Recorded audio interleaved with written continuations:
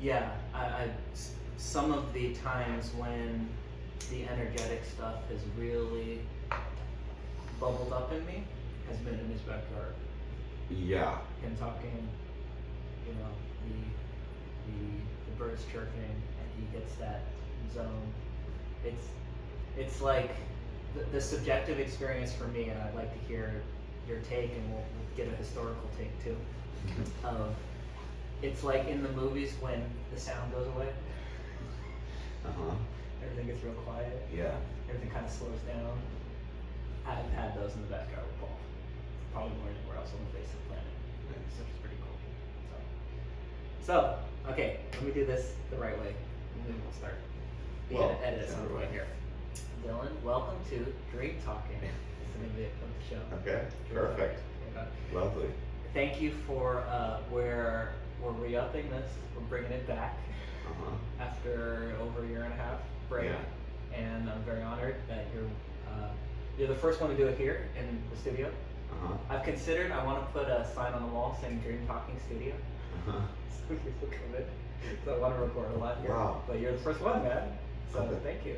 That's amazing. Right.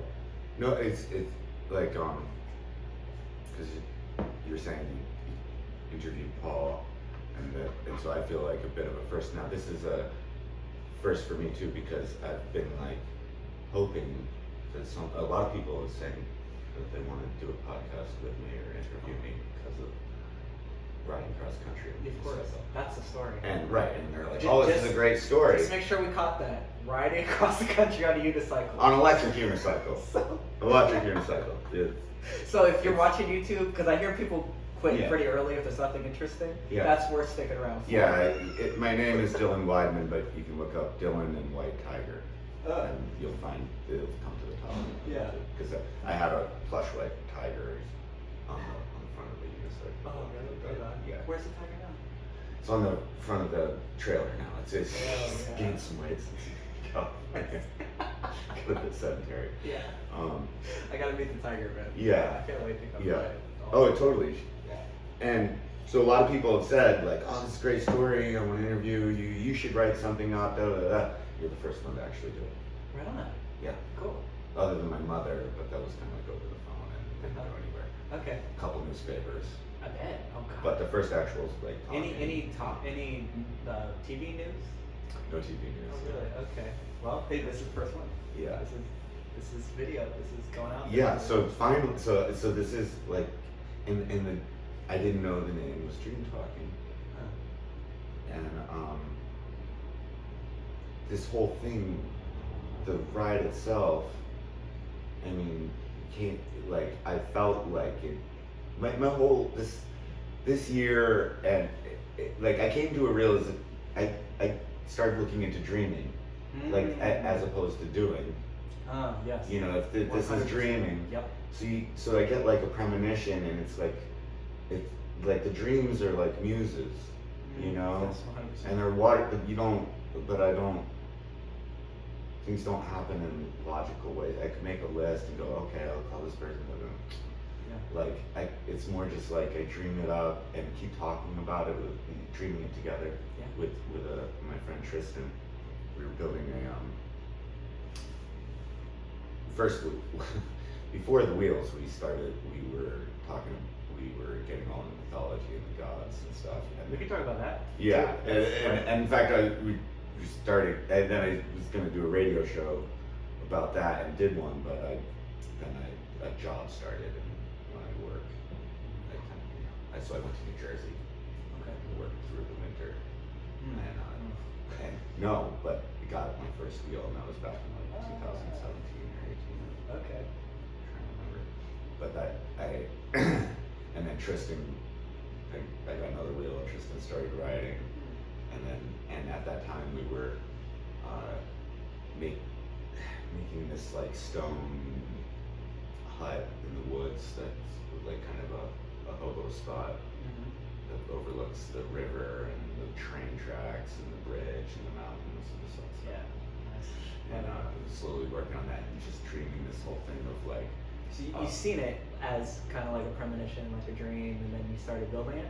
Well, even the wheel itself, but Oh, that too, yeah, Yeah. that place, but we're talking about being robo-hobos, you know, with these wheels. Robo-hobos. Because we realized both of us, he used to be a train operator, I used to be a hitchhiker, Yeah. and like, you know, we've done it the hard way, and now bring it to the 21st century. yeah, finally this thing has come, Yeah. and You were the first hobo to cash the check. when we were talking just about making hobo life easier, you know, hobo tech, like, it's like, you know, I know there's not much of a market for that. That's why, you know, everything's designed for the glamping or whatnot, Of course, yes. or ultralight hiking or something, Yeah. right? You know, it's like, but who's gonna make the good gear for the hobos? Yeah. Make your own. Yeah, exactly. And, That's it, man. But we started dreaming it up, and like everything we were talking about earlier, like it changes my life.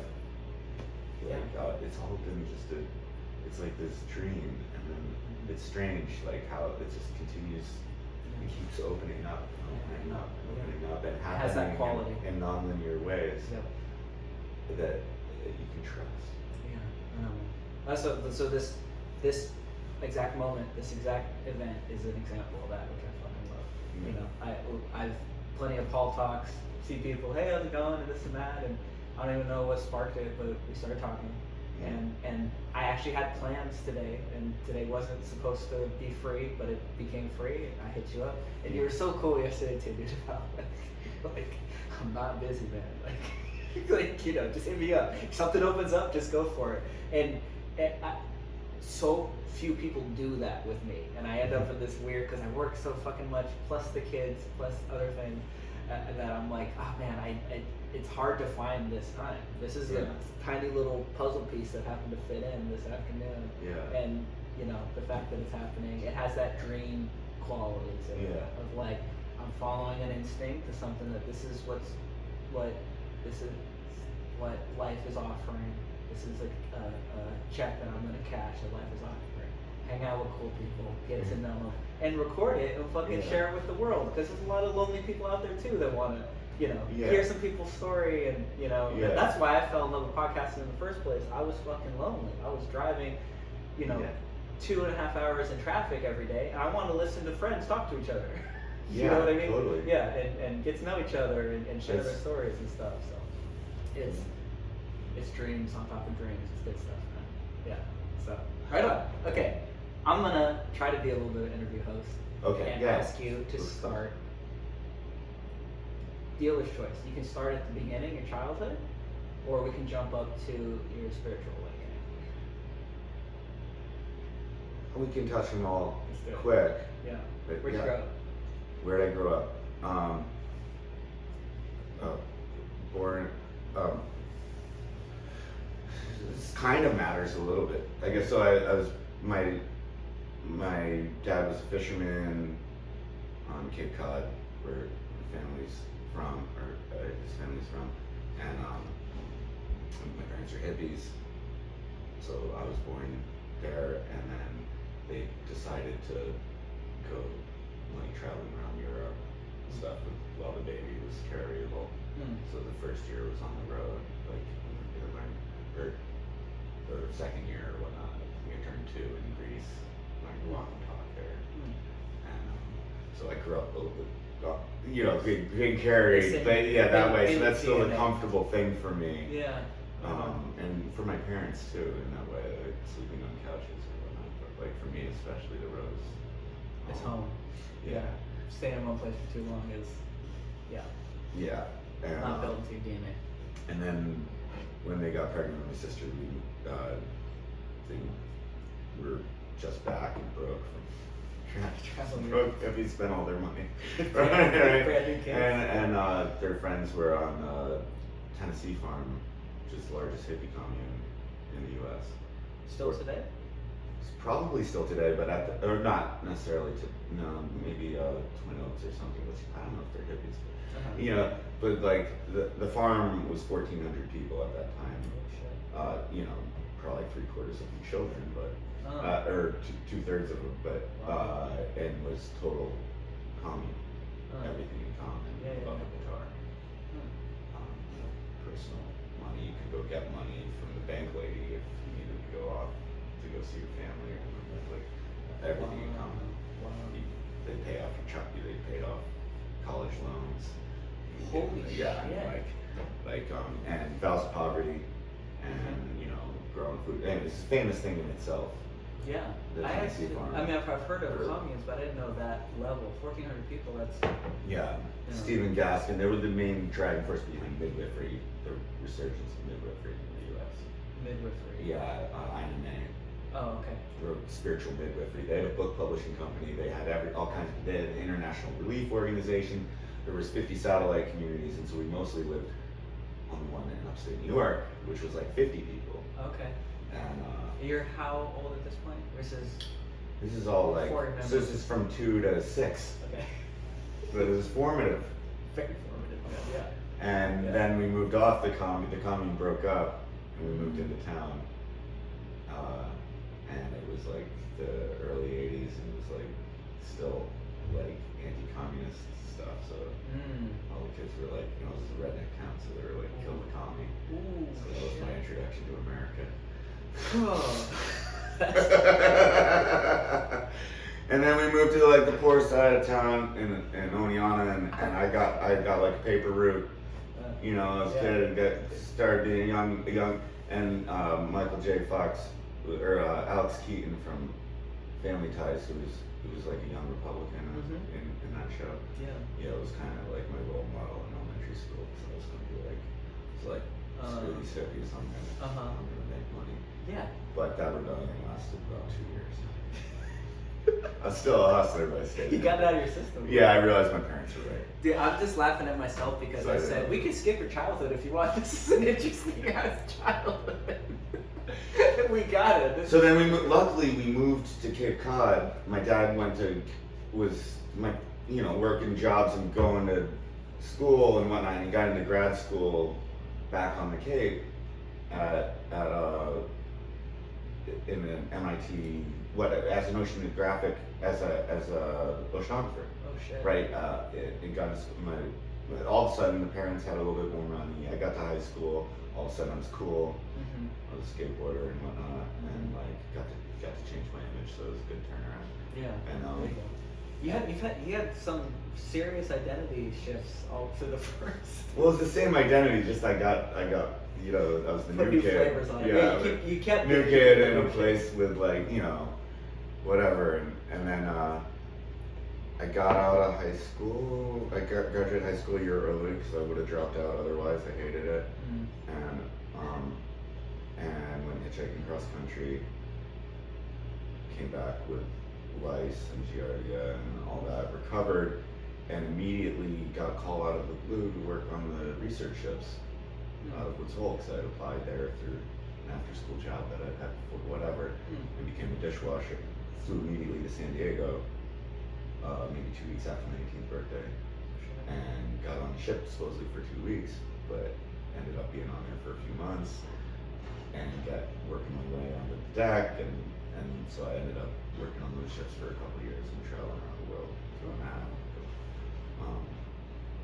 And then having a bunch of money in my pocket when I stopped doing that. You're on a ship trying to spend money and you're getting paid.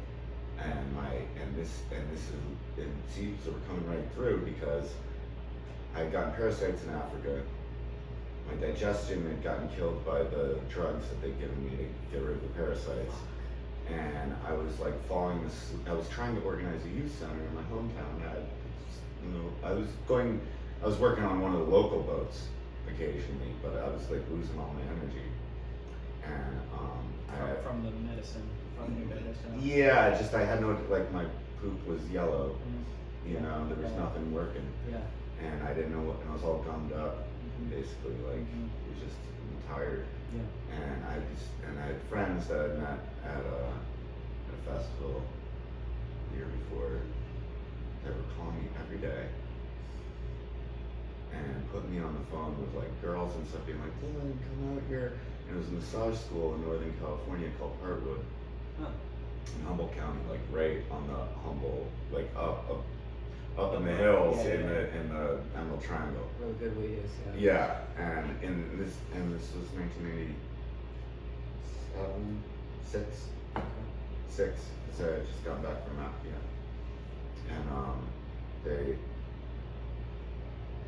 and they were like, come out here, and I went out there because I was fucked. I couldn't anyway, and and it was healing art school, so it was massage and healing with Whole Foods. Paul Pitchford, I don't know if you've ever read that book, but he was a teacher there, and it was like a very famous book. So I was learning how to like doing all these cleanses, healing with Whole Foods. Yeah, okay. So I was doing all these parasite cleanses and it was perfect, and getting Reiki done on me and learning shiatsu, and I was cooking.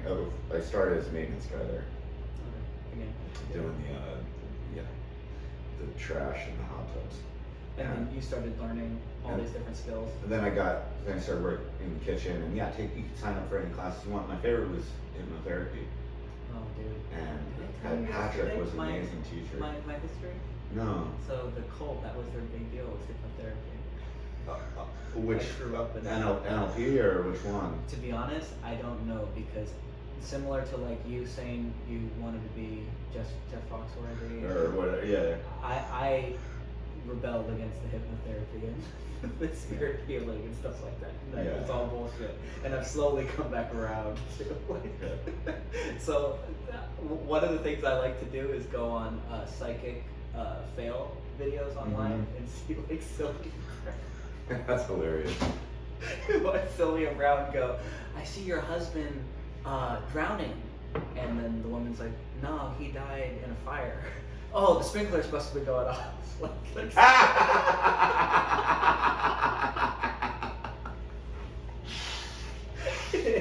It's therapeutic. Oh my God.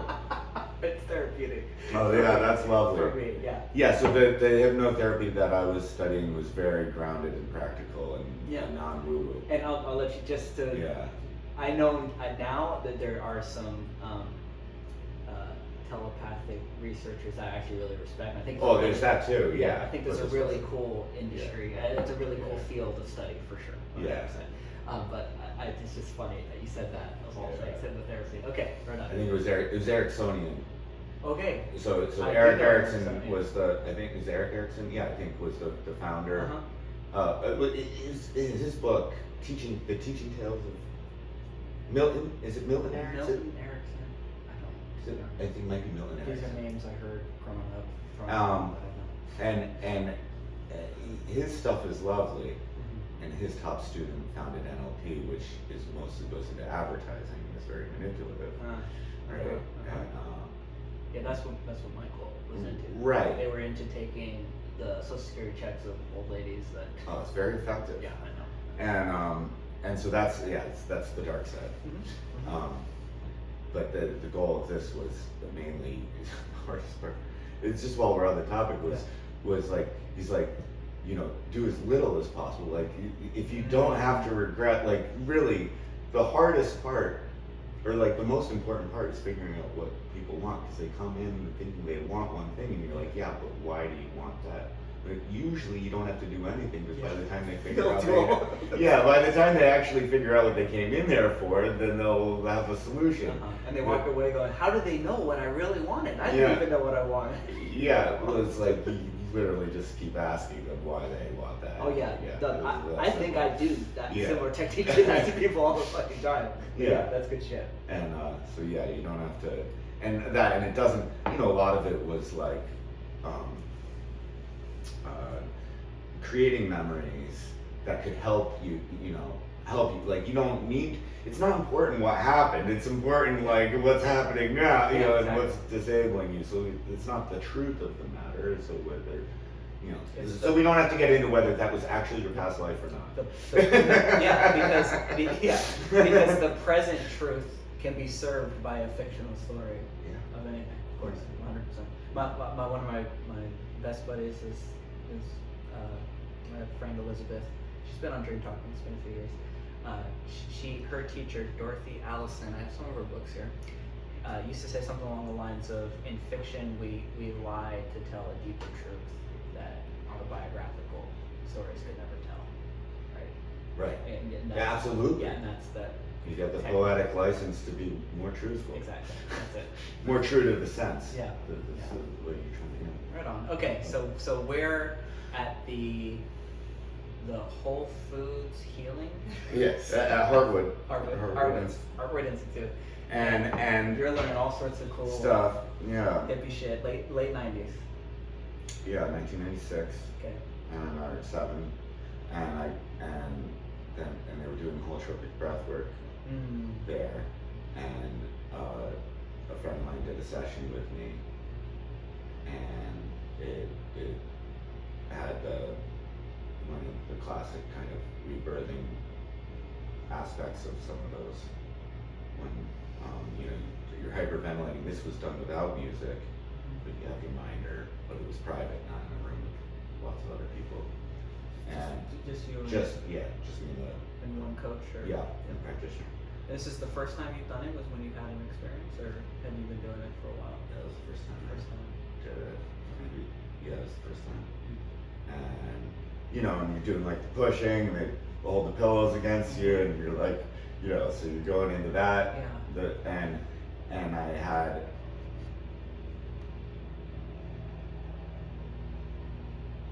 And I think it was a memory of like not wanting to go to school because in kindergarten on the farm because I wanted to be near my mom. Because actually, like, in the sense there was because I was preemie and had been separated from,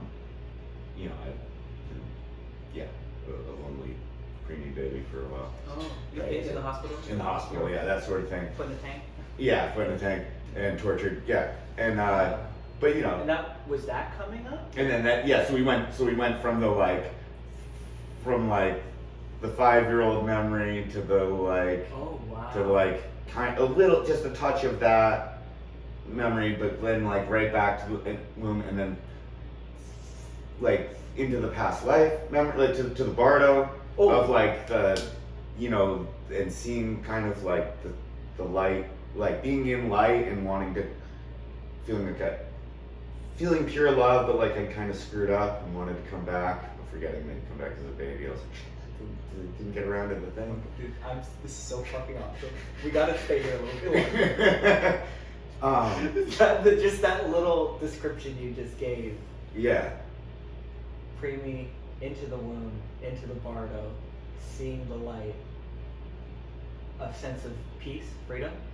Oh, pure love. Yeah, you're just you're washed over by the pure love and kind of then a little bit of the human comes back and you feel guilty, like you don't deserve it, or. Well, it was no, it was fuck, I missed the point. I was I just want to share, I just want to share this love. So I'm so the cup is overflowing essentially, and coming back to earth, you're oh no, I had. This was the cup. I was supposed to be spilling this down there. I was down there to share this, but I got caught up in my memory of it, or at least my memory's memory of it was that I had been an old Jewish lawyer, and I just gotten a little caught up in the arguments.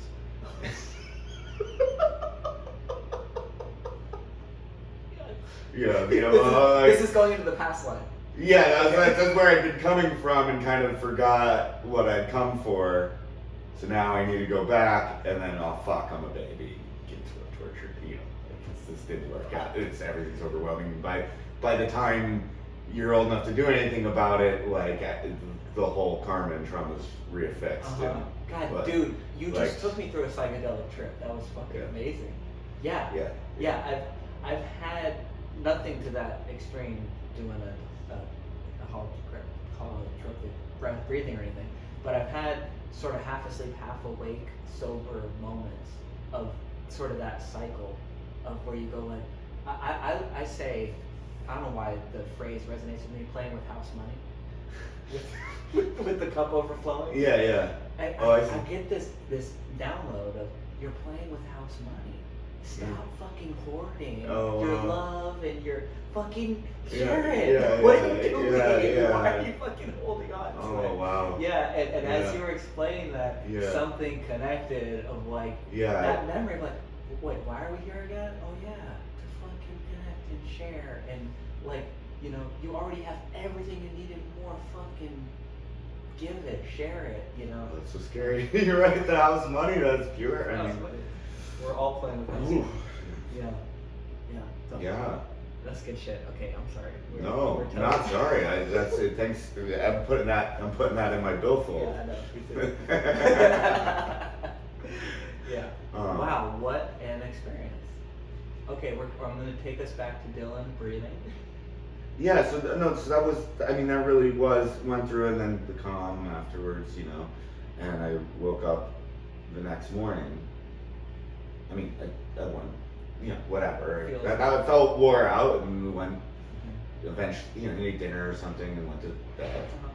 I woke up the next morning, but when I got up, it felt like the sunshine was going right through me. Like the sun was shining, but there was no shadow. Like it just was like everything. I was like, I felt translucent. You felt, yeah, like you were one with the light. I felt literally translucent. Somebody. And like and I went up to the yoga class that I would go to every morning. Now I've never been very. I've always had tight peps as a skateboarder. I don't stretch, but I've been taking yoga class there. And Gaina was the teacher, and she had long braids down to her ankles, and she use them. She'd wrap them around your legs so you could use them as a rope to get into stretches and stuff like that. And she's awesome, with, you know, a bit of a drill sergeant, Aries. And Patrick was her husband, who was the hypnosis teacher. And what a couple, yeah. And but so I went up to her class, and I went to stretch, and there was zero resistance. Like I went to like a full split. I could like lay flat. Like there was no, like it was as if I had like, and she saw immediately. She's like, oh, you've made some progress today. And also there was like that like really just like quiet like and like radiating energy that everybody around me seemed to be picking up fully, like a holy man sort of. Yeah. Just you the Ramana Maharshi of the. Yeah, it stepped in, and so like I don't even remember, like that may have gone on for a few days or a couple weeks at most, but like because it was all kind of a blur after that. There, like I remember one of my other classes, I mean it was, I forget what it was, but sitting there, this is a memory, but things were going on like that like I was hearing all the words about 5 seconds before they were said, or 4 seconds before they were said. So I was laughing at jokes before they were said. And just be this giggling. I had like my thing over me, just like giggling and hearing everything first, and then people saying them. You were ahead of the show. Yeah. And you know, sometimes people were like, there was no like, I wasn't engaging. Yeah. And then out of the blue, basically, I got a phone call from home saying my grandfather was dying. Would I come back east? Oh. And Bro, what timing? And everyone was like, I don't think you should go. And I didn't think I felt like I shouldn't go either, but I did have this thing that recurred. It's a funny, maybe this is a funny spiritual trap, or I don't even know the answer to it, you know? But like where I'm like, well, what I'm having here is so beautiful, but if it's conditional, like it's, I know that these things, I know, you know, I've read the Tao Te Ching or whatnot, and like, I meditated on the ships and stuff. I read all kinds of spiritual books, been raised on it, you know, but. You had a little bit of framing to have an idea of what's going on. Too much, perhaps. Too much, yeah, exactly. And it's too much hero's journey, perhaps. But that, you know, which I'm still doing. But I did it. But I was like, oh, but if this could be messed up, then It's not Yeah. true. Yeah. So I'm gonna go see the family. This doesn't feel right because hey, let's see what that does. It doesn't feel right. Which a lot of people are like, oh. Do you know the Ram Dass quote? He says, he has a lot of quotes, but he says, if you think you're enlightened, spend a weekend with your family. Well, that's exactly what I did. That's exactly what you did. Nothing will fucking kill enlightenment. So on my way into town, you came down the mountain, and I could feel like up there things are kind of peaceful. So it was mostly Just my radiating coming. energy, but I could feel the heat of the anger of the land coming out. You know, like the human thing didn't bother me, but you know, start smoking, start drinking, But then that's when I noticed I couldn't become intoxicated no matter how much I consumed. Like It didn't change. like it's funny. The smoke also. I also felt translucent to the smoke. Like it wasn't even Or the alcohol, like it felt like Yeah. it poured right out. Like nothing, you know, I could do any drugs and go out. Like nothing seemed to have any effects. I was still just like, you know, I was like, well, okay, so this is holding up. Holy shit. You know, I didn't need to be all pure up there. That's a good one. Uh-huh. And I got on the plane and I got home. That turns out the plane gets delayed for a day. It's Tower Air back then, which was kind of like the Greyhound of airplanes, and they only had like one plane that went back and forth. So you'd have, if it gets delayed, they'd keep telling you hour by hour that it's delayed, but that could go on for 24 hours, and it's like a bus station, you know. Dude, maybe even better than a weekend with your family. Sitting at an airport with delayed flights, and if you can keep the conditions For 24 hours. For 24 fucking hours, Mhm. that's, I don't know if Ramana or the Buddha could handle Yeah, it held up that far, but I hadn't made it to my parents. You couldn't orchestrate a more perfect bringing you down. Yeah. Okay. Delayed flights for 24 hours straight, but he only gets an update every hour. Yeah. And then go spend time with his dying grandpa. Supposedly, but he had recovered by the time I got there. Oh my god. And instead there was some other drama between my parents, which since I was in this state, I can't quite remember. I just started doing energy work on my mother. That's beautiful. And it was very healing. I think maybe there had been some infidelity or something, I don't know. And I don't recall, but in doing the healing work on my mother, I could, and around my father, who I think was in pain a bit too at that time. Like they both had some pain going. I felt it was as if I was soft wax, and as I worked to heal them, I felt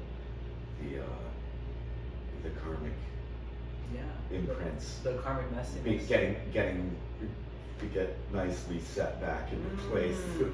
That stuff that had been released through got all set back into where it belonged in the origins. Yeah.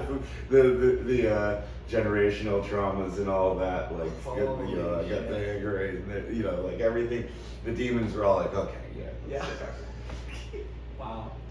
So to speak. You understand it. Metaphorically. Yeah. 100%. Yeah. Yeah. Without, I feel it. It's, Yeah. And all I can say is that then I went back, and I was like, just started smoking cigarettes, which I hadn't in since I had quit on the ships early on, so I hadn't been a smoker for a couple of years. And just coffee, weed, and cigarettes it's been holding it up ever since. Yeah. Because it stopped being I stopped being afraid either way. So coffee, weed, cigarettes, we'll see. But I'm not doing it. No, when you say afraid either way, you mean you're afraid of going back. Back afraid or of losing it. Yeah, that's Yeah. not a lot of concern anymore. Huh. There's just a little. I mean, Wow. ideally, the So- relief so- of non-duality is. The relief of duality. It's just this the supernatural, or that those levels, they're amazing, but it's just they're light. They're not the weight that Yeah, 'cause that holds us here. They're not so yeah, it does. It's not. That's not the drama anymore. Like you can really like you see it's actually whatever. Yeah. It really is. It really is always. It's always really available. is always available. Yeah.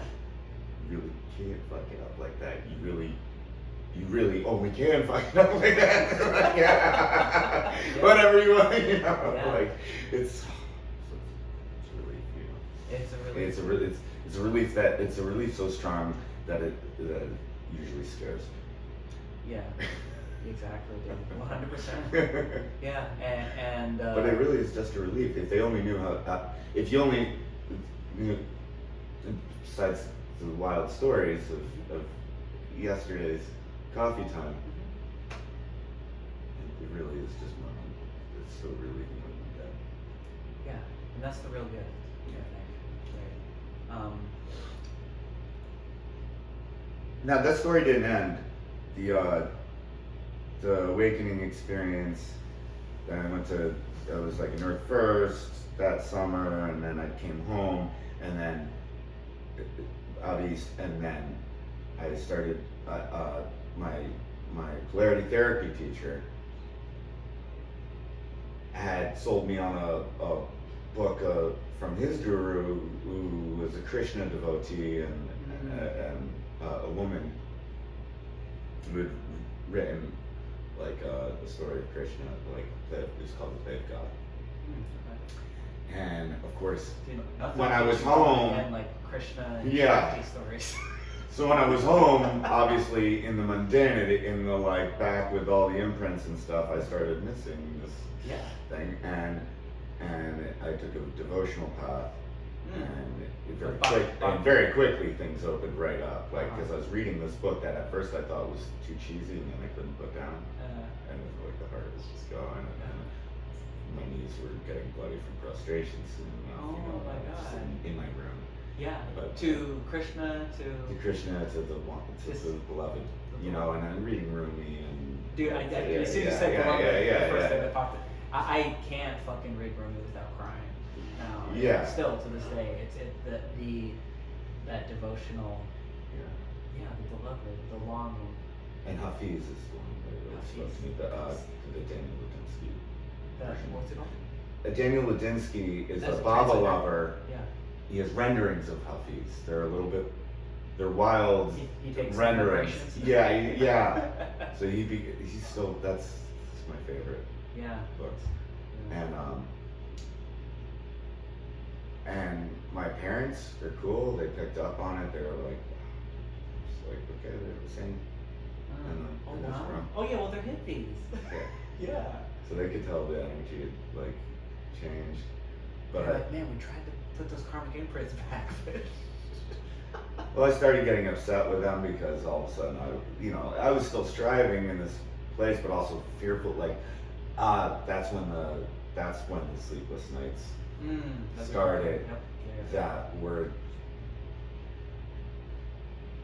scarily silent and calm.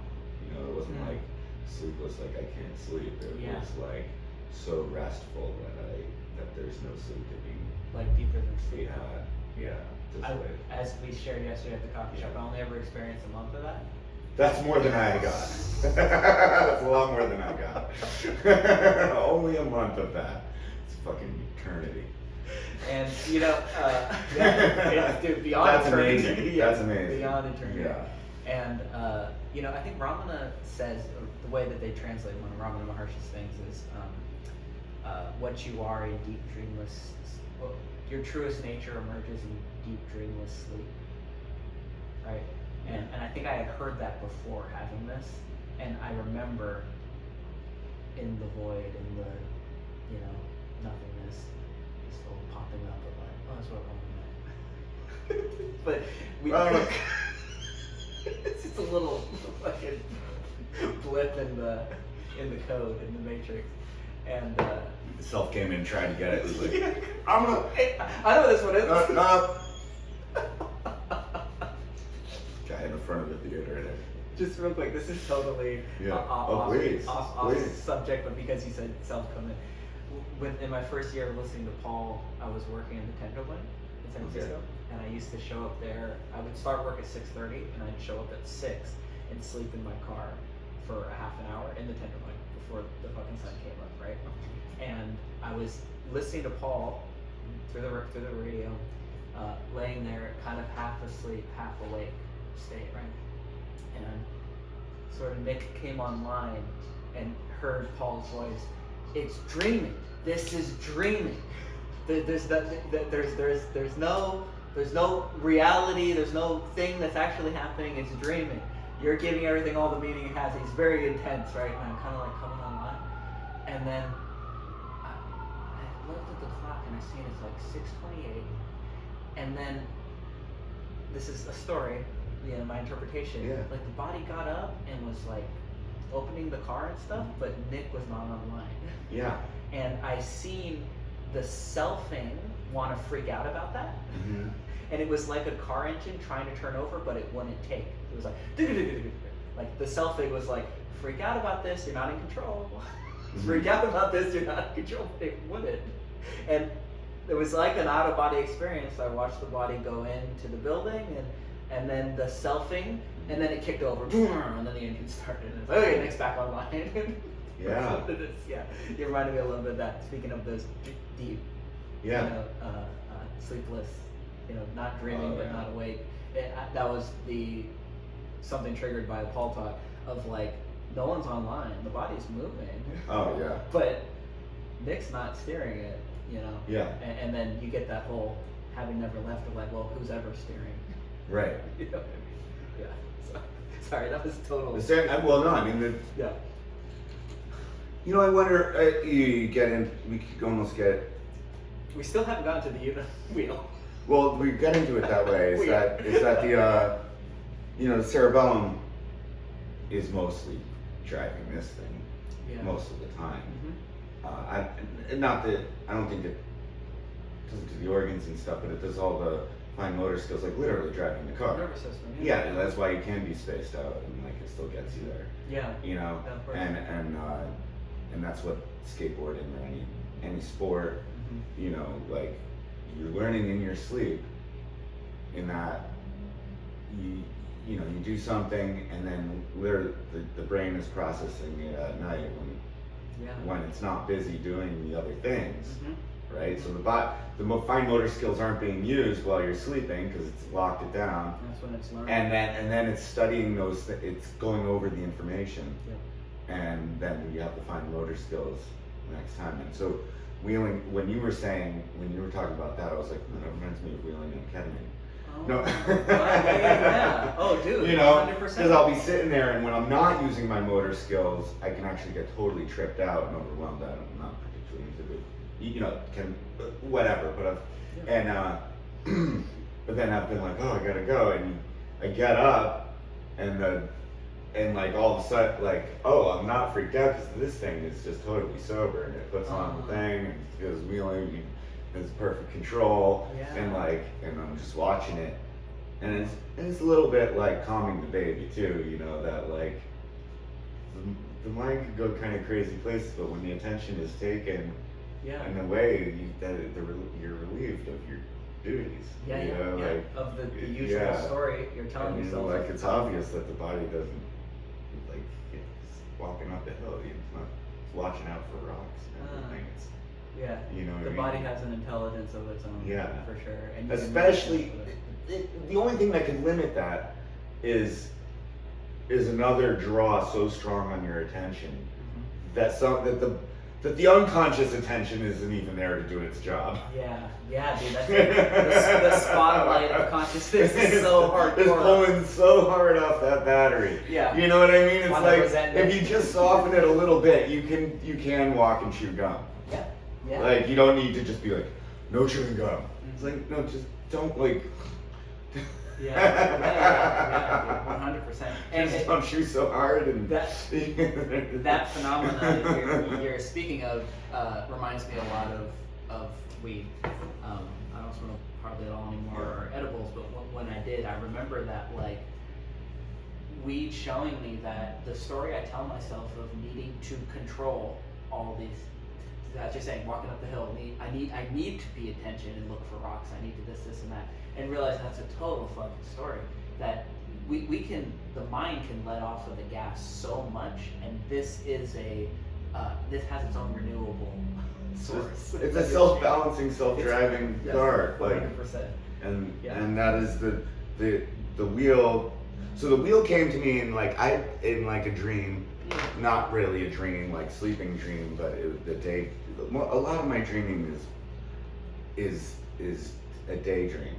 Yeah. Do you like the metaphor of downloads? I like that. Yeah, I get a lot of yeah, I do. Yeah. It feels like it comes from somewhere else, and it's so clear and so clearly not manufactured by Dylan or Nick, and it's. I don't know. Mine tend to have a lot of personal symbols on there. Yeah. But they're still downloads. Yeah. And that was one of them. Was and it served you. I was like, wait a minute, those I knew about electric bikes and stuff, and I'd seen one of these long before, and I was like, I wonder if those are real now. I wonder if those are powerful, like if they can really go off road. This is what year we're talking here? 2018. 2018. Or 2017, somewhere around there. Okay. And I looked it up, and these full-size ones were just developing. They were just going from like toy to like serious. So like just starting to be able to go like 25 or 30 miles an hour and powerful enough. And the first ones like that were coming out, and so that's the one I bought when I went to New Jersey. And I was like, I wonder if they really are, and it was exactly what I had imagined. And it feels like dream flying, because we're self-balancing, so that's how we move, and as soon as you let the wheel do it, like it becomes your wheel, like, and you're just it becomes an extension of your body. Yeah, it's absolute. Yeah, and it feels more natural than riding a bike, even a skateboard. Yeah. Yeah. Because your body is the throttle and steering. That's so fucking cool. And whichever direction you go with it, that's like how it's affecting the movement. If you're leaning right. And so it becomes that like you're just moving at the speed of thought. Like you just feel like just like a bird, like turning, like coming in, like you're not operating. Obviously the body's able to, when you're driving a car, you feel like the car is you. You can feel like what's under the tires through the thing, but you kind of imagine it's like but this is the most the least veil between you and the machine. Yeah. Dude, okay, so whoever owns these companies, there's your ad right there. I mean, there's your fucking. Well, everyone who rides is a zealot. Yeah. I could get free stuff if I had a lot of followers on social media, which has its own. That's a thing. You can get. I'm a little been virtually shy. I barely shared the story, even though I did this as a NBD. Never been done. Yeah. And my friend Tristan too came out with me. We traveled together and apart. Kind of week on, week off. Tristan went the same distance? Yeah. Oh, he kept going actually, because both our wheels busted here. Where are you gonna go? And then he fixed his, and he went all the way down. No, he went all the way down to Baja. Oh shit. And then he took a train back to New York. Yeah. And you stayed at it. Yeah. Yeah. And but yeah, so that tied it in it to does. And the dream with this again started with Tristan and I just talking about like a new nomadism and like kind of a superhero, like a natural human. I can't even get into this. It's like I don't remember where we started because that came later. Yeah, it's so funny. Like once you start how our memories piece stuff together. Yeah. But as far as downloads go, you mentioned downloads, and so you can't tell all the stories. But I had a Halloween download. Now, I think we were maybe in Missoula on Halloween. Can't remember. Maybe Montana. Because we left on September 7th from the Hudson Valley. Okay. And from Germantown, New York, and I got to Berkeley on like November 5th or maybe 12th or something like that, early November. 2 weeks? 2 months. 2 months. 2 months. Yeah, 2 months. That seems really quick. Yeah. You guys were booking. You guys Well, were we did like 100 miles a day. Yeah. Some days more. Wow. And we stopped a couple places, but for a week. Uh-huh. But you know, just coming across, there was this thing where here we were kind of like living like superheroes, but looking like bums. We were super bums.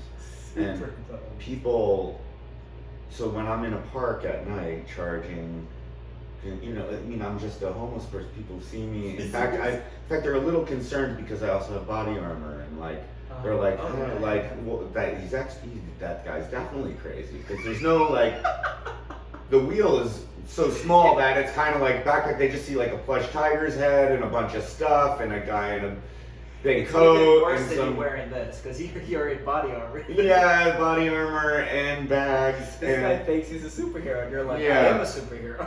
the people Do you know what I'm doing? I'm right. Yeah, people have no idea. They just think this is a crazy bum. I've never seen him before. He's in our park. That's so odd because even if you were explaining what you were doing, they're gonna go, oh yeah, They're he's not gonna crazy. He's believe you. schizophrenic. He's making up a story. They often wouldn't hear it. Yeah.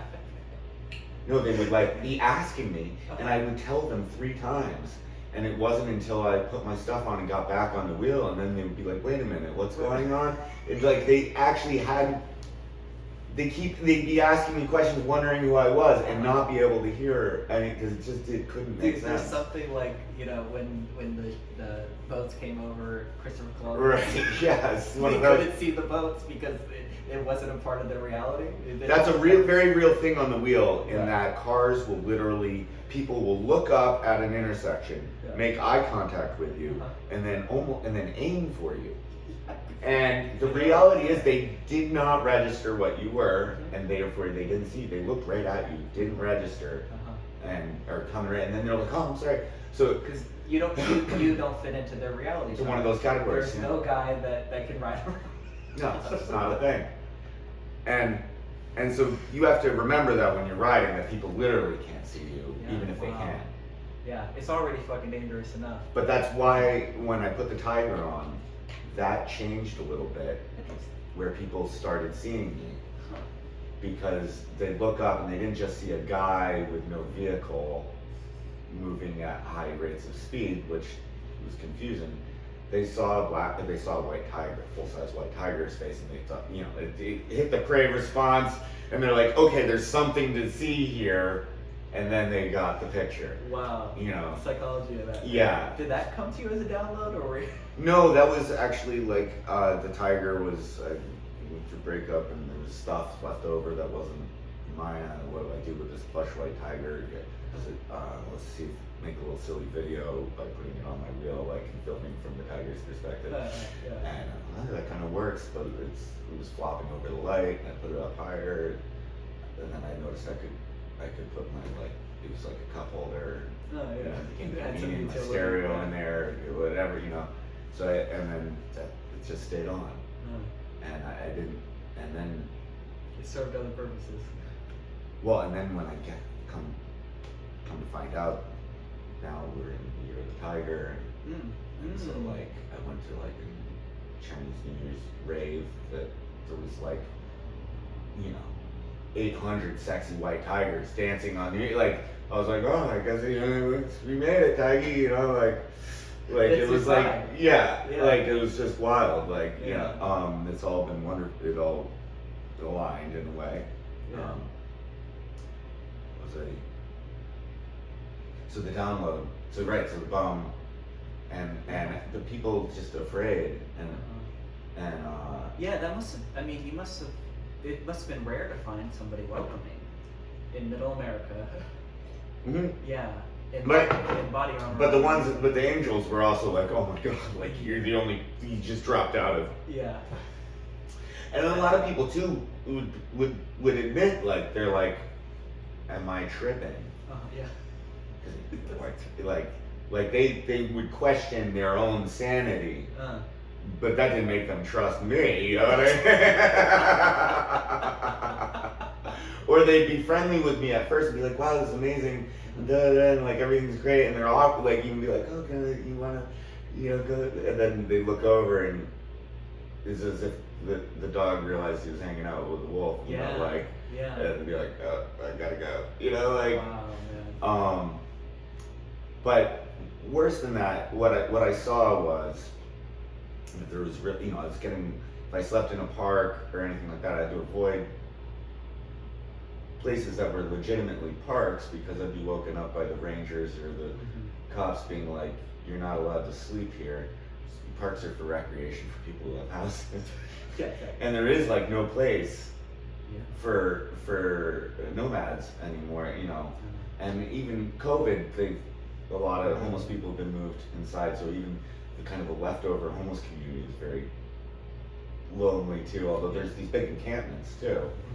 And it's all, and especially on the plains, it was like, there's like white settlers, and they're building. They're like, it's clearly like things are getting developed across South Dakota and Wyoming and Montana, and homeless Indians,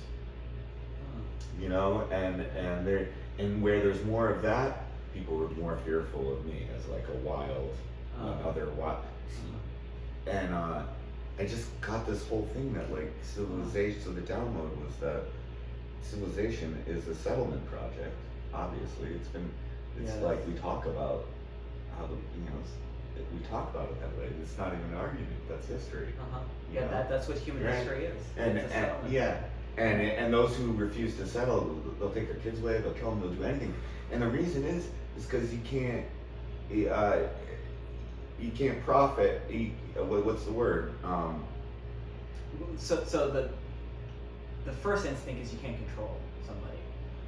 Well, no, it's worse. It's just that like you literally you can't make a profit off of unsettled people. You need them to be settled so that they pay taxes or rent, right? That's literally.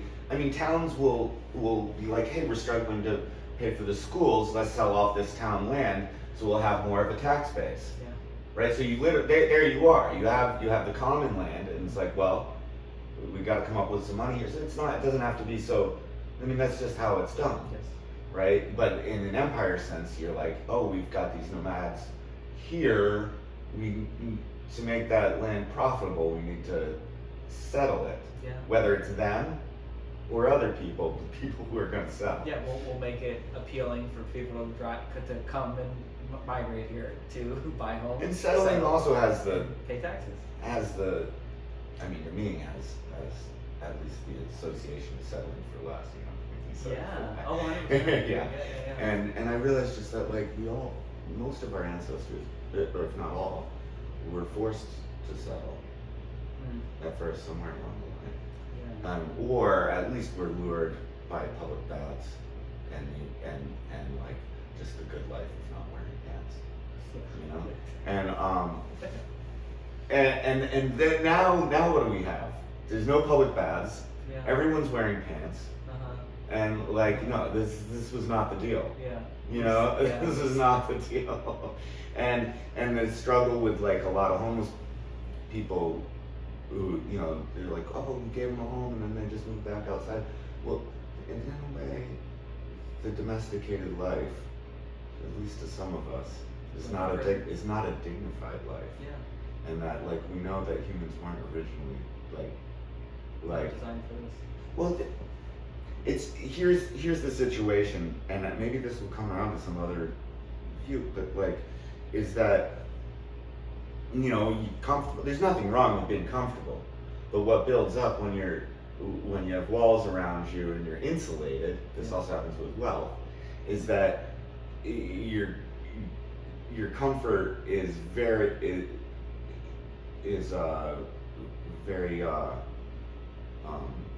conditional.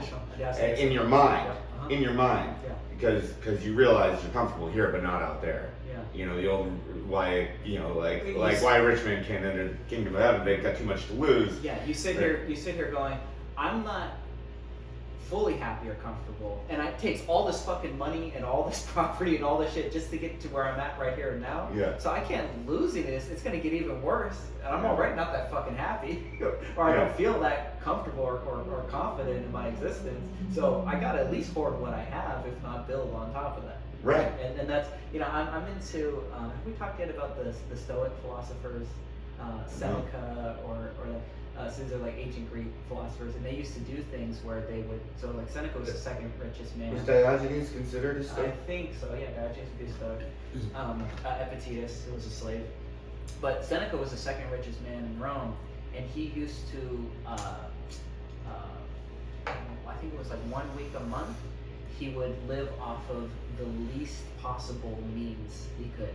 So like the equivalent of rice and beans. I don't know what it was in ancient Greece, but he would eat almost nothing.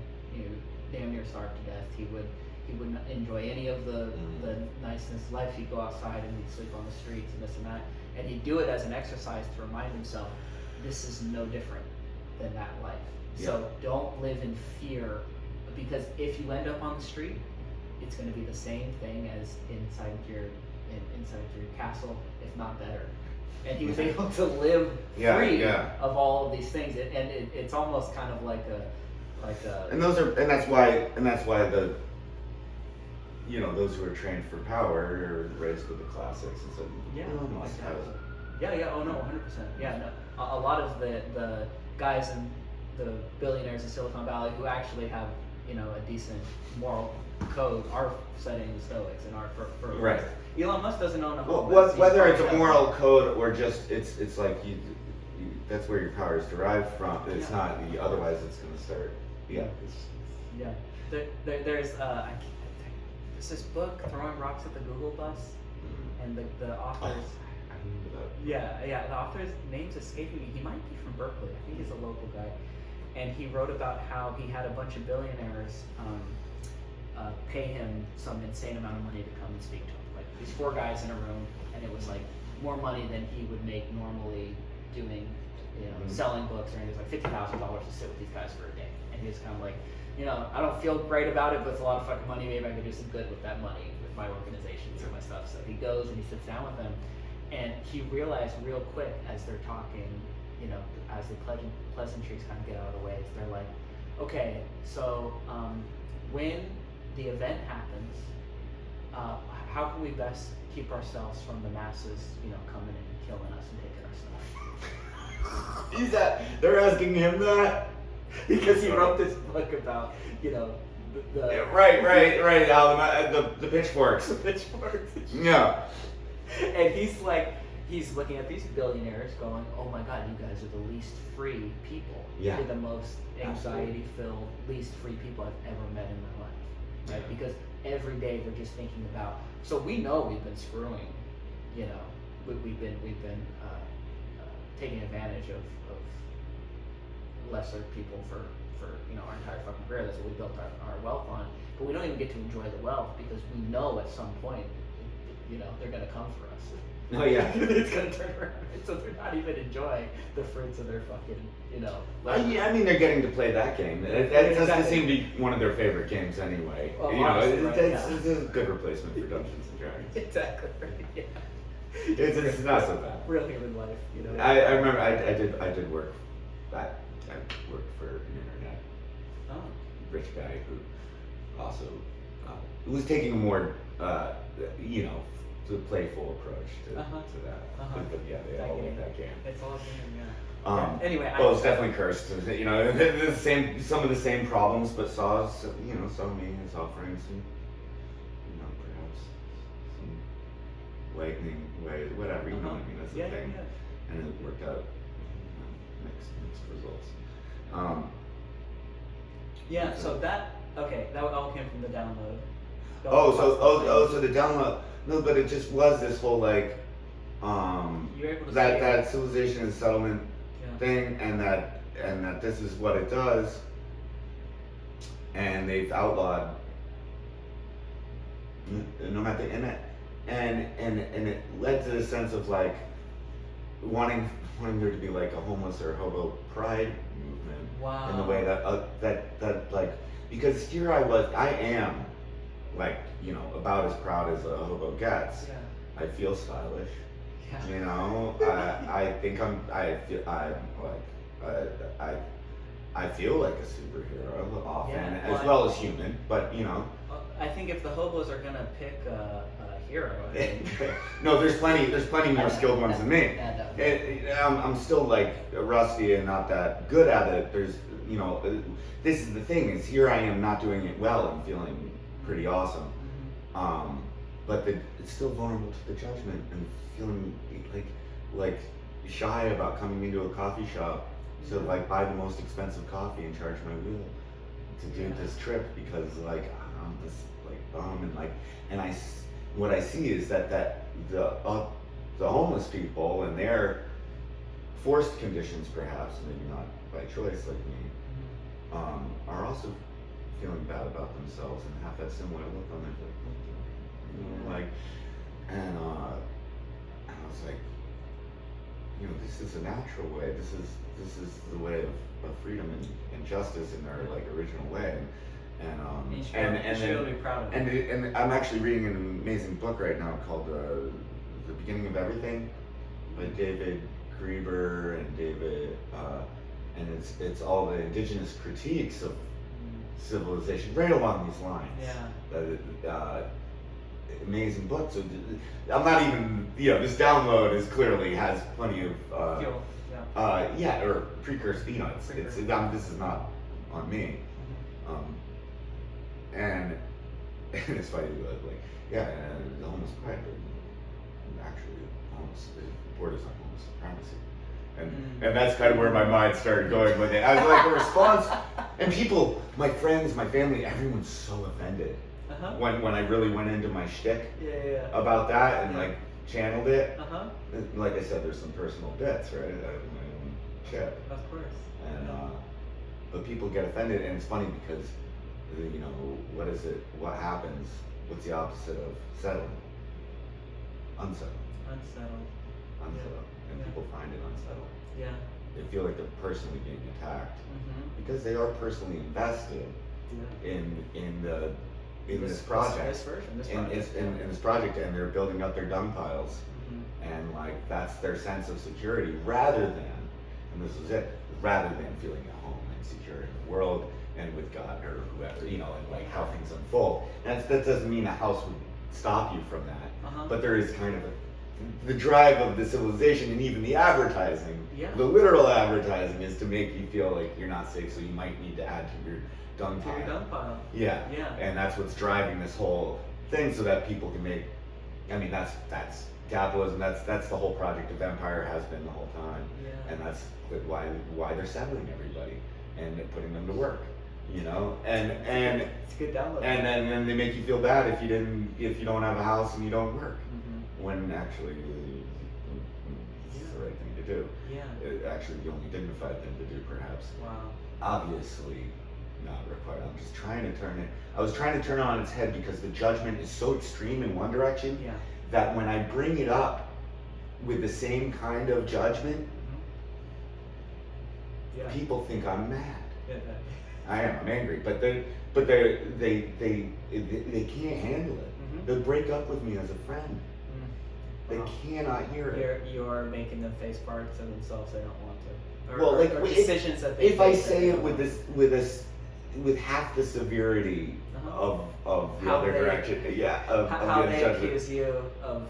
Accuse me, or just the societal, judgment. not them personally. You know what I mean? Judgment And how they drive themselves to like do the things they do. They're like, wait a minute, like you're telling me that this is actually a trap, you know? And I'm not actually. But just it's a neat idea to entertain. 100%. Hell yeah. You know, and I'm hoping, and so, but this is part of a larger download of, or not download, because that makes it sound like it's real. It's more like something a dream. you're playing with. Let's call it a dream, because dream. because the dreams change and they don't need to be like reality. But they point to something beyond the usual regular scheduled programming. Is that there needs to be a circus to run away with, like the world. There's a great displacement going on, and it's going to accelerate. We all know that. Climate change, all this stuff, right? And it's so funny, we talk about like all the cities that will be flooded. It's like New York. It's called New York. Sea level was 800 feet lower, you know, Yeah. 12,000 years ago. Yeah. But people lived there.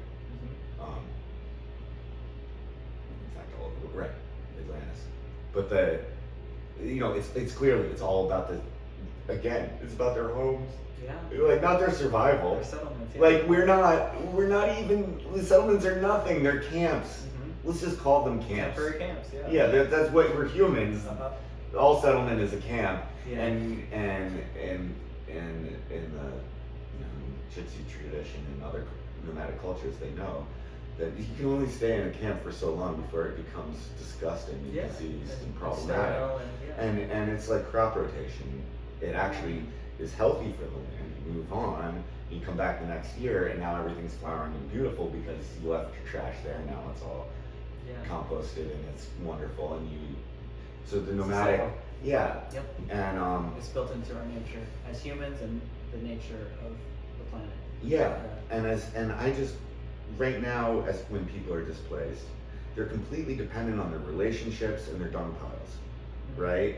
And other than that, all places kind of suck equally, or it might be nice. Weather's a little nice here or there. Yeah. There's some There's easy, there's worse and better, but people can be forgiven for feeling a little hopeless. Like, hey, I'm not happy here, and there's no alternative. Yeah. And not only that, like I'd be even more screwed anywhere else. So they're even more fearful of losing what they have. And I just think with this more displacement coming up, rather than doom and gloom, there needs to be a new nomadic society that rolls through town, is compelling, steals the women and children, steals their hearts. And that provides like an inspiration, so people can say, hey, this is better for now. And then when they find it, perhaps they settle down somewhere else, but they find some place they prefer. And in that way, I just think that one of the things in our society is that it's got poor circulation. We think of ourselves as moving all the time, but we know with the debt and all this stuff, which actually, and there's a bit of conspiracy around to keep people more. You're right here. It's got poor circulation, and then things get depressed. There's like the nomadic circus you're talking about here can take the blinders off, if only for a moment. It's just to create some circulation, get the blood flowing. So that like it's like, hey, there's a world out there. Yeah. Hey, there's other places. Yeah, come have fun with us and get to somewhere else. And I see this as being kind of like the cavalry. And that, I don't know, this might be a rave, is where I'm coming to. I want to build an ancient alien rave vehicle, a mothership. I'm imagining just that travels around. Hundreds of gypsies on uniwheels coming through town, juggling and shit, and chasing the giant mothership, surrounding a giant mothership that then opens up into a rave. It travels by night, by the way. Where is it? Let's go. Yeah, so, get the kids. Yes. Dude, there's the van warriors too. I mean, there's going to be those guys. There's going to be some vans. They're old school. They're purists. Yeah. The Amish of the UFO mothership. Rave, gypsy, revolution. Yeah. Somebody watching this is sold, dude. They're going to look for you, man. Plenty of them, actually. Yeah. Well, I hope I'm easy to find soon enough. Yeah, exactly. Well, that's kind of the direction I'm going. I'm doing like connecting more with, again, with the Burning Man crowd. Because I just feel like there's not just Burning Man, but in California out here, there's so many old timers, total geniuses, amazing artists, who've also accumulated huge fortunes. Many of them. And they were hoping to live for the revolution. They were hoping to live to see the death. They want to see it. And they're desperate. And I'm like, so I'm trying to be a bit of a ringleader. Let's make it happen. In that sense, and get a collaboration going on to like get people get it moving. Yeah. Get it moving a little bit. Perhaps there's other more important things that I will also be doing, but this is my. So we went from the download of the Halloween download to actually the more recent download of the Ancient Alien Rave vehicle. But this This is dream Dream talk. talking. Yeah. Dream talking. This is dream talking. So This is what I do is I talk my dreams through, and then bits and pieces Yes. seem to come together, and then you're like, I was going, and then like, actually no, this was going this other way, but then it comes back around years later, like, you know, like. So this is what we're doing. So Yeah. so I used to call it, so Paul calls it verbal jazz. Mhm. I say this is a verbal jazz duet. I'm playing something, you're playing something, we're going to create something totally unique. That the sum of each whole, the sum is greater than the parts, right? Yeah. And I actually learned over the last couple of years the ancient Greek phrase for this is theologos, which is acquiring knowledge and wisdom through dialogue.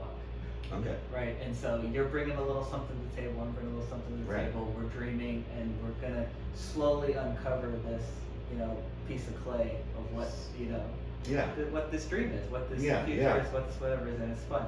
And the process itself is its own reward.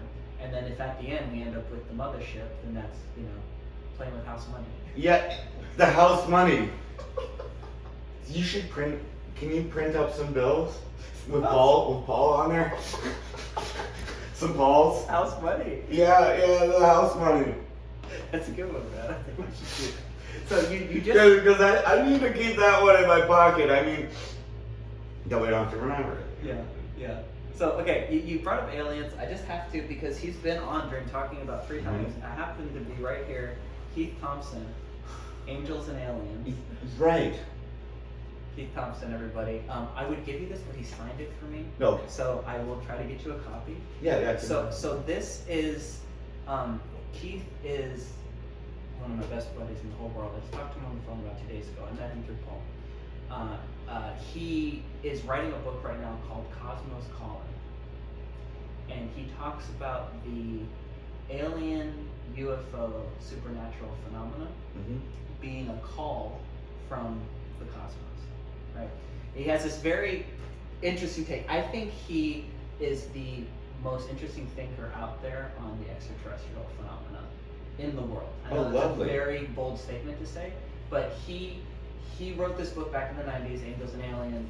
Because I remember it. Oh, you did? I remember that. Oh, you know this book? Okay. Yeah. Oh, right on. Okay, yeah, so it's out of print now. It's rare. It's so funny. So I don't want to air his business too much, but he went to a event at Esalen recently. Okay. And it was all the who's who in the world of UFO phenomena, basically. The top, best of the best. And he kept meeting these people for the first time. And hey, my name's Keith Thompson. Not the Keith Thompson that wrote Angels and Aliens. He was just getting that left and right. Some of these people like, oh, dude, you're the guy on this. Yeah. So I'm gonna do a very quick and dirty, poor man's blue collar synopsis of this theory. But it's basically that there's kind of 2 main camps in the world of UFO. There's the nuts and bolts guys who think that we're gonna find, physical evidence that there was a UFO crash here and there it is and the world has to believe it now. And then there's the debunkers that go, oh, that can be explained away, and it's all bullshit basically. And Keith's take is, you were talking earlier about metaphors and symbols and stuff. He comes from kind of a Carl Jungish place of aliens are pointing to something that's kind of just beyond our basic understanding of physical reality and physics here and now. And that it's calling to us because all these not all, but a unknown specified percentage of abductions, of sightings and all of this is trying to call the human race to sort of what's next. What's next in our evolution, what's next in the unveiling of consciousness or anything like that. And as you were telling your story about the uniwheel, I was thinking a little bit of Keith in that, so in his book he writes about how like whatever the latest technology of the time is, people see it and their fear of it represses to where they literally can't see it. Yes. Right? Yeah. And so like hot air balloons, were the latest and greatest technology of the time. And when people saw hot air balloons, not knowing what they were. Oh, this is the devil. This is the demon. This is Satan. You know, it's the end of the fucking world. This and that, right? And so we've followed this on the road of technology over the last 100 years or whatever, and we're at the cutting edge here now. And there's a very small percentage of people that are open to like, what is the cosmos calling us to do, to go? What's next, right? And so I heard a lot of that in your latest dreaming. Well, I believe these wheels are the biggest thing in human evolution since 2 feet. Wow. Because we went from 4, then we went to 2, then we stuck a wheel between it. For me, it excuses all of industrialization. I gotta cut that clip. It excuses all of industrialization. This was the point. This was what it was all for. You know, kind of like, yeah, I forget in the Hitchhiker's Guide what the point was, but right? 47. 42. 42, yeah. And it's the 42. And then furthermore, there's I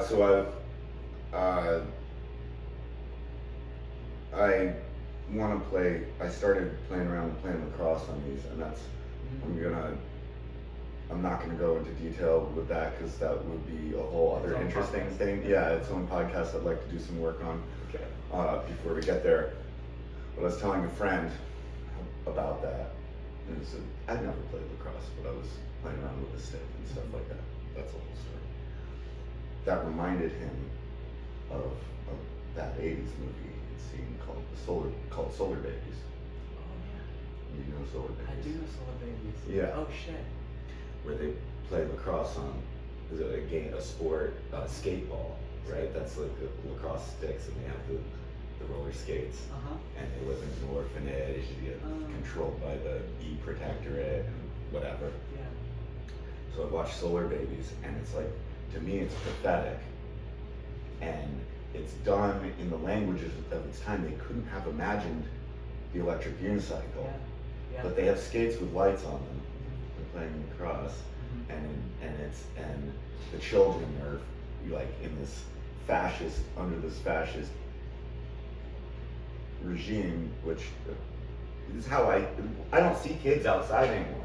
The way I grew up, and now I'm cruising around, and I have it all to myself, and I'm glad I don't have to be fearful of young teens throwing bottles at me or whatnot, you know. But like, they're not there, and that's sad to me. But I'm hoping that these wheels are a way to get kids back from gaming back into the direct experience of the world, because they happen at a speed of gaming, and they're they are computers, and they do connect to your phone, and then kids can actually learn how to do the maintenance of these things and learn all the math and science that takes it's the thing. So it's the gateway drug back outside.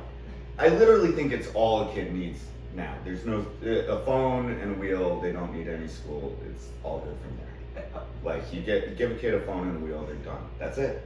And then mentorship. You know, all the human community, but they'll actually be able to access that now because they can go 50 miles to wherever their mentor is. They can make their own connections with them. Their parents can know where they are and who they're mentoring with.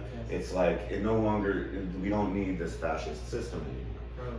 So we solved it, man. Yeah, and you don't need to entertain the kid either. Oh, no. Yeah, and body armor. Plenty of body armor. Okay, what's the body armor? These things go 50 miles an hour. Yeah, okay. You've had some bad spills. Yes. Protected and unprotected. The body armor makes a huge difference. It does. Any spill? You must have had spills on the trip across country. Yeah, just one good one. With body armor? Yeah. Okay. Yeah. And how much recovery was involved? None. I mean, Dust yourself off? Yeah, these are the result of that spill. So I was wearing knee pads, but they're not very good ones, and they bounced off. So the second one did come through. I was going 30 miles an hour. I bounced on my chest. I had a front bag and body armor, and still my ribs were sore for about a month and a half afterwards. But I got a flat tire and didn't realize it till I had lost control, and Superman, bounced, and no, just bounced once and was basically on my feet almost immediately. But like, I definitely slid some. But again, I had like the snowboarding gloves, you know, armored underwear even, and my stereo, which I had mounted on my front pack, took most of the road rash. Was it fucked up? Was it done? No, still playing. Oh wow. So yeah, that was my biggest wipeout on the road. And you were up and riding within? No, I had a flat tire. A car was okay. passing me, and they saw it happen, and it was perfect because it was clear they pulled over to see if I was all right, and I said, yeah, I think I'm all right, but it's not working. Can I catch a ride into town? And I was in the middle of the Badlands, so I got a ride into 40 miles into town, and they were definitely not the type of people that had they come by a second later and I was up walking this crazy contraption with a tiger on it, they would have thought I was a crazy man. They had nothing to do. They didn't even want to bring me to where I wanted to go or anything. They were you know, nice enough. And but they stopped to make sure I wasn't dead, and so it worked out well. But what were you? So before you explained your crash, we were explaining how to save society, the world, humanity. Oh, but we were talking about solar babies. Solar babies. So in the movie Solar Babies, yes, the kid, you know, the mascot of the team, with the ear, he has electric ears. Okay. And right, he's the young guy of the Solar Babies is their skateball team, and you know, as they're running from the police, he discovers this old mine shaft, and there's this orb in like a puddle in the mine shaft, and it's an alien intelligence that cures his hearing so he can hear finally. And then it brings rain into their like clubhouse, and then kind of has a will of its own that leads everyone on this chase that is a lot of home wrecking and destruction, but ultimately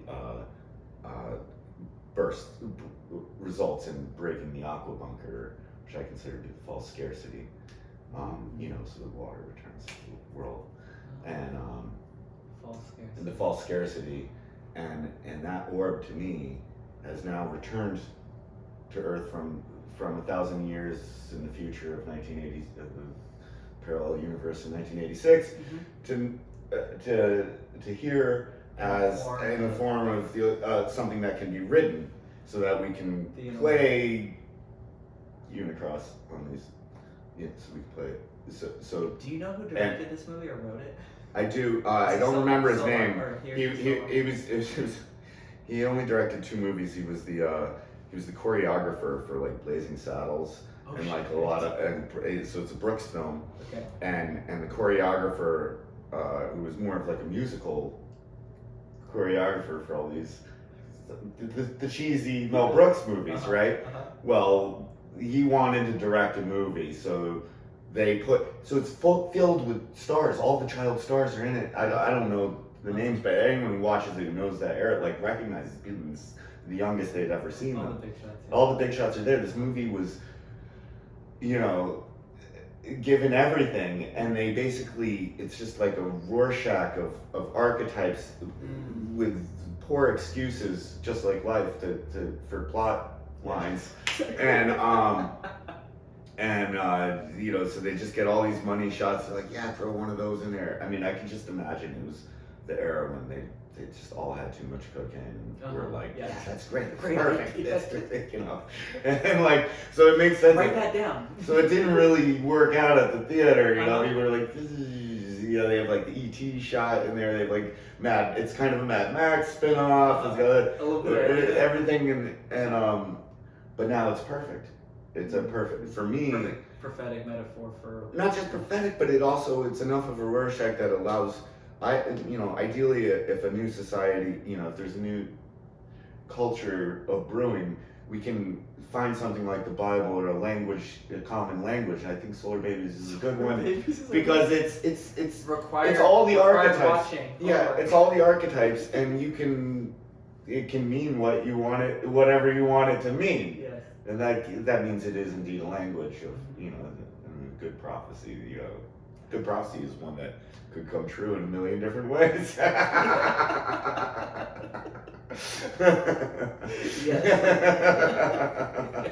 don't want to Nostradamus. You don't want to be too detailed. Yeah, Because then it's very easy to tell. leave it a little loose, Yeah. So, Yeah. so to me, that I watch it Solar all the Babies. time, and I haven't watched it in probably 10 years, so Yeah. I'm gonna watch it probably tonight. and it speaks to me in a dreamlike way that I can't quite grasp. But yeah, and I think these wheels are here to free childhood Wow. and the world and false scarcity, and there are an alien intelligence, and it's self-balancing. Yeah. On top of it, all the hype around the Segway. Yeah. It just hadn't reached its final form. There was a lot of hype around the Bone Shaker and the penny farthing too before. What's that? The early bicycles before the safety bike as we know it, the triangle frame. Holy shit. It was invented in the 1890s. Yeah. They were like, look at these amazing things we can and you're like, a bone shaker? That's kind of silly. Like a guy like kind of waddling above the thing, or penny farthing, totally dangerous, Yeah. And then they came out with the safety bike, and it reached its form. Yeah. And so this is it's reached its form, and it can change a little bit, but this will be around for the next 100 years, like it is.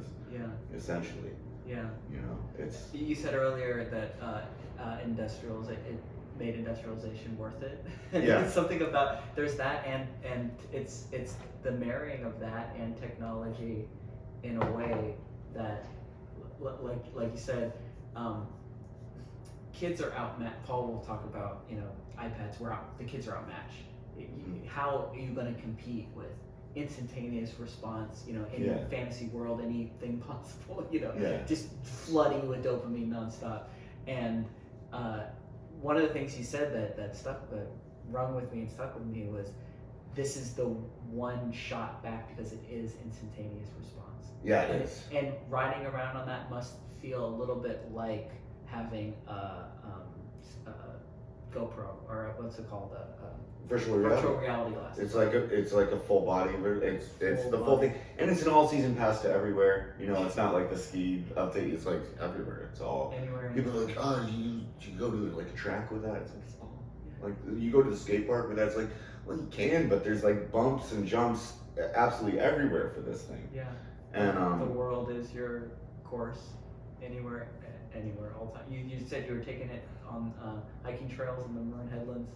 Oh yeah, I mean, riding out here, we did half of it on dirt bike trails, halfway across the country. Yeah. With our packs on and everything, like complicated ones even, mostly smooth ones. Wow, and you had one crash. That's really crazy. Yeah, that's some next level. I had one crash where I fell. Okay, yeah. I dropped the wheel a couple times and ran it out. Yeah. But you never, no damage. No. Wow. That's really amazing. The other thing is, so there's two other qualities to the wheel. My friend Tristan had really bad Lyme's disease, and I'd gotten him wheeling. Then, right at the beginning of COVID, he actually got hospitalized because he had like multiple kinds of Lyme's and was very weak and at home. And he was able to borrow against that first stimulus money to buy his first wheel. Because actually the wheel I had let him ride got stolen, but anyways, and he got a wheel, and he was at home like dying, and I said, Tristan, here's the argument to your parents: you need a wheel to rebuild your strength. Like you're gonna, like this is like real.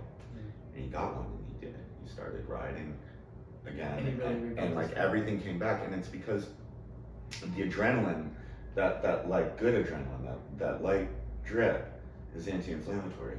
Oh yeah. And a lot of these diseases, it's the inflammation that gets you. and you just need a little adrenaline. Yeah. And that's what we're lacking. We get the stress kind of adrenaline, not the physical. I'm trying to avoid this physical danger right here. Flow state. We get this anxiety without the reward thing if we're not getting that natural human experience. And the reward of I need to watch out for that rock. I watched out for it. Good job. Here's your. Oh, it's very grounding because if you don't stay present if you kind of lose yourself in thought, which is fine. I mean, your body can take care of it. Yeah. But there is also a very grounding experience, which is sometimes kind of painful.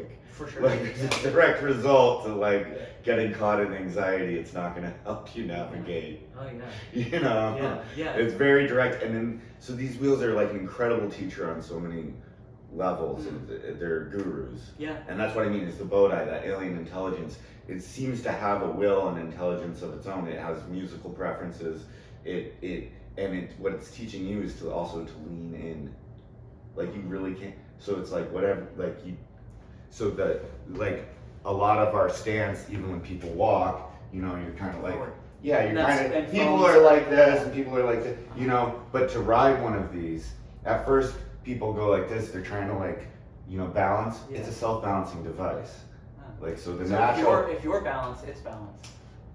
So the natural, actually the best stance for it that you end up doing is this one of your toes slightly turned out, your shoulders turned out, good posture, and leading with your hara, and then trust falling, zooming like that. So you're it's this whole wide hara, led with your hara, and then loosen the hips. So you're not stalling. You're just it's like true yoga, for your nervous system. Yeah. And that's the stance. So I came cross country with that. Jesus Christ. That's that's why it's so great. Is you can just be the wheel will get you there. You don't have to It's a guru. Yeah. Yeah. It is. I've been doing yoga again for the first time in a long time, and I do that camel pose where you open up like this, right? And sometimes I'll get fucking emotional. Just relating with the hara for fucking 30 seconds. Yeah. Let alone across the United States. I can imagine that'll really rewire you. Yeah, but you got music too, and you can sing, and you're like, it's that, Yeah. And then you sit, so the other thing is you can sit on the yoga block, just velcro to the top of my wheel. And can you ride? And you ride, so I spend half the time when I don't want to stand. You're seated kind of low like this. Yeah. And I'd be riding through the night just. Open your hips up. And you're just you're just Come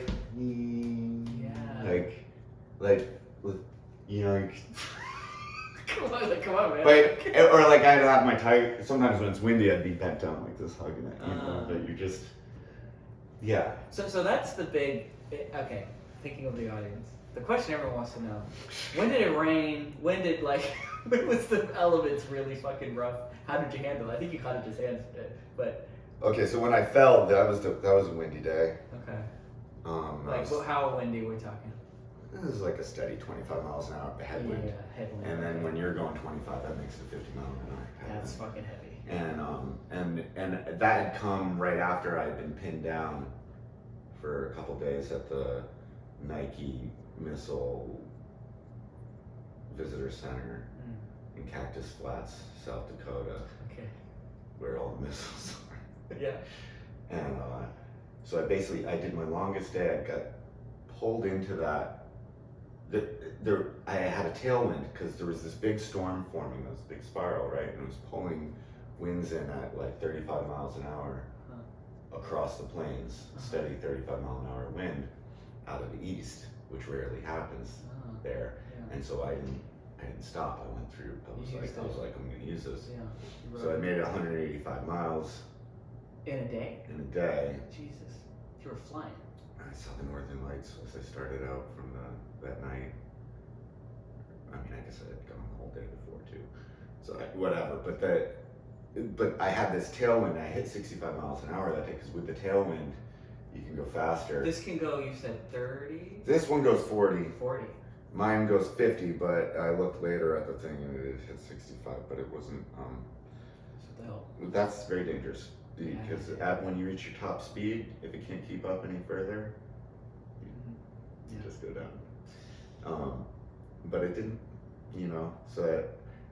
So anyways, that storm was pulling me right into the eye, and I hit the eye at Cactus Flats, right where and suddenly the winds were all confused, like 50-mile-an-hour gusts, 60-mile-an-hour,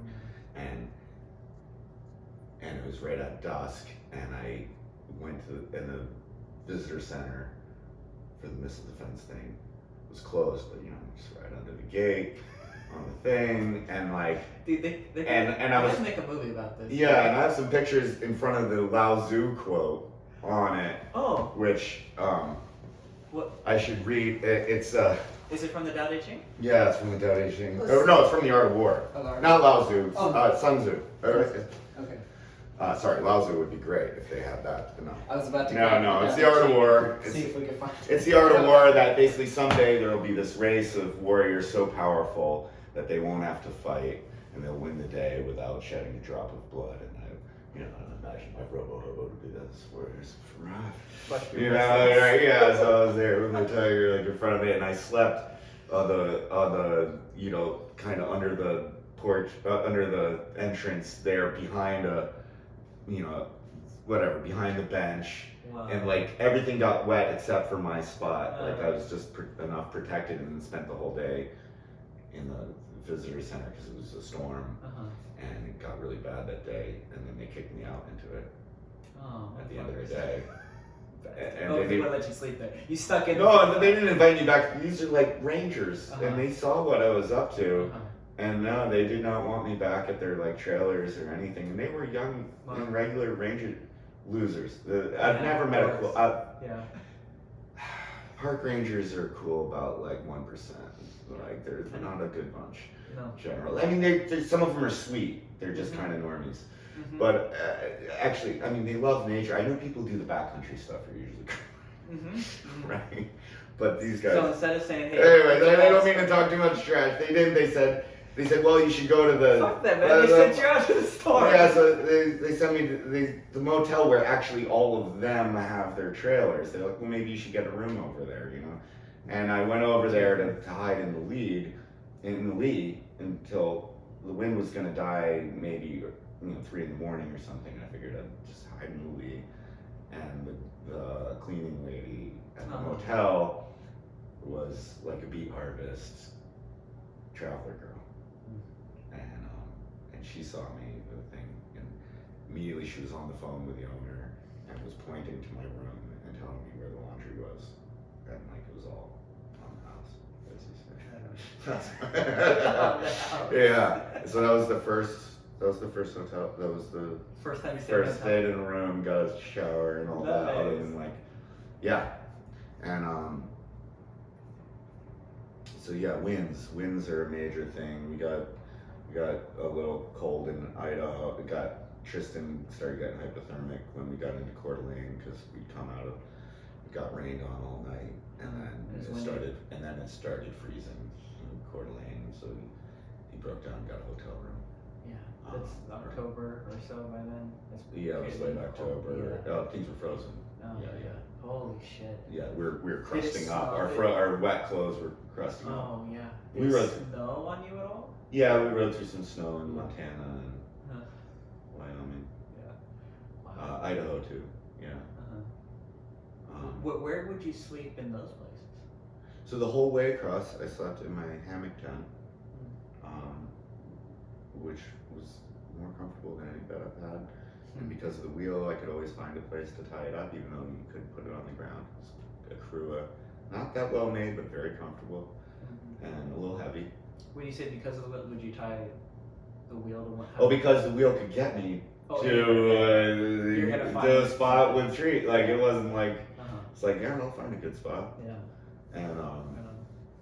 And so if it was raining, I'd try to do it like in a pavilion or somewhere undercover. Honestly, in the East, it's very easy. People, for the most part, I don't know, in New York and stuff, like it's very gentle. People are like, oh, you're camping for the night. Like, Yeah. no big deal. No You judgment. get to like the Midwest, they get more uptight. And although when you're far away from any kind of like vacation zone, if you're just into the farm zone, Yeah. all of a sudden nobody cares. Like they're just, hey, you're here. Uh-huh. And like, yeah, I found frisbee golf courses to be the best kind of park. That makes sense. The what is that? The Kiwanis Club or whatever it was. It was always the frisbee golf course because like frisbee golfers are notoriously chill. So I could be strung up on a frisbee golf course, wake up the next morning, and they're like, "What's up, bro? What you doing?" Yeah. That checks. To meet some characters that way. I bet. And they got to meet you, your character. But yeah, it was one. It's so below freezing and stuff, plenty of times. But it was with the sleeping bag, the hobo coat, the inflatable mattress, Yeah, you were mobile home. No, I had I had everything. I had my every time I stopped to charge my wheel, which was every 15 to 40 miles, I'd stop to charge. Oh. And it typically, so I'd ride for an hour or two and charge for 2 or 3 hours. And, or an hour and a half to 3 hours or something like that. And I had a water boiler and always had really good coffee and cream. What foods? Oh, just, if I try to hit a Trader Joe's or something like that and have like the nuts and chocolates and crackers and peanut butter, whatever, that kind of stuff. And then, partway in, I started picking up this habit of not every night or even maybe once a week at first, but then it started to be more often in the West where things were really sparse. That's what I'm thinking. Of showing up I'd like to kind of pick a goal at how far I think I could make it that day and where I thought I'd be at midnight and walk into a bar at midnight in the middle of nowhere or ride into a bar in the middle of nowhere at midnight just to see. You got to, man. And the first one I did like that was called Mug Shots. Mug shots in what state? In Cosmic, Minnesota. Jesus. I don't even know where's the Cosmic, Minnesota. It's this little cow town, and this little farming town. Bikers, supposedly, this biker bar. And all the streets are named for the zodiac and for planets. Yeah. Hell yeah. Yeah. Cosmic, Minnesota. Cosmic, Minnesota. And I came into Mug Shots one figure. See, if we turn this into a movie, people aren't gonna believe it. It's too good. And we went into Mug Shots being like, well, I mean, good bikers should be able to accept me. Here I am, basically a biker. Yeah, just one less wheel. Right, yeah, but they should, come on, should be treated well. Well, I show up, I get there, I'm like, are you guys open? Because there's the bartender girl, younger woman, and the bar owner lady, and another lady, a regular sitting at so there's 3 ladies. 3 ladies. And I said, what happened to the bikers? And they go, well, they all went to bed. I'm like, it's Saturday night, it's midnight. They're like, well, they're not like they used to be, they're all really just family guys and working guys, do it as a puppy. It's not, like real bikers. Like, wait a minute, what are you, And, but they were so sweet to me. We had a grand old time. They took my mugshot, of course. Oh, nice. Had me fill out the... Did they have everyone's mugshot? Yeah. They should have had it with you with your uniwheel. Yeah. And they asked me, so what are you up to, And I said, well, eventually I'm going up, doing this, and I'm trying to start a migration, so hopefully there'll be thousands of us next time when I come through. And they go, oh, please come back with thousands.